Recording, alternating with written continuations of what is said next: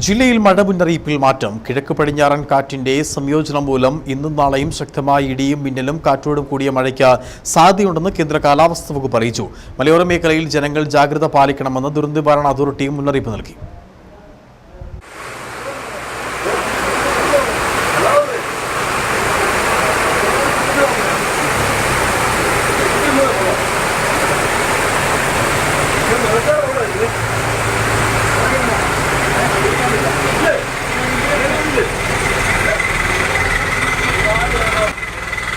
സംസ്ഥാനത്ത് ഉച്ചയ്ക്ക് ശേഷം തുടക്കത്തിൽ കിഴക്കൻ മേഖല കേന്ദ്രീകരിച്ചു തുടങ്ങി. തുടർന്ന് ഇടനാട് തീരദേശങ്ങളിലേക്ക് നീങ്ങാൻ സാധ്യതയുണ്ടെന്നും ഇടിമിന്നലിന് സാധ്യതയുള്ളതിനാൽ ജാഗ്രത പാലിക്കണമെന്നും മഴയെക്കുറിച്ച് കാലാവസ്ഥാ വകുപ്പ് മുന്നറിയിപ്പ് നൽകി.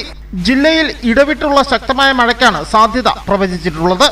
24 മണിക്കൂറിൽ 64.5 മില്ലിമീറ്റർ മുതൽ 115.5 മില്ലിമീറ്റർ വരെ മഴ ലഭിക്കുന്ന സാഹചര്യത്തെയാണ് ശക്തമായ മഴ എന്നതുകൊണ്ട് അർത്ഥമാക്കുന്നത്. ഇന്ന് ഉച്ചയ്ക്ക് ശേഷം ജില്ലയിൽ ഇടിമിന്നലോടുകൂടി പരക്കെ മഴ ലഭിച്ചു. രാത്രിയിലും മലയോര മേഖലയിലും ശക്തമായ ഇടിമിന്നലോടെ മഴയ്ക്ക് സാധ്യതയുണ്ട്.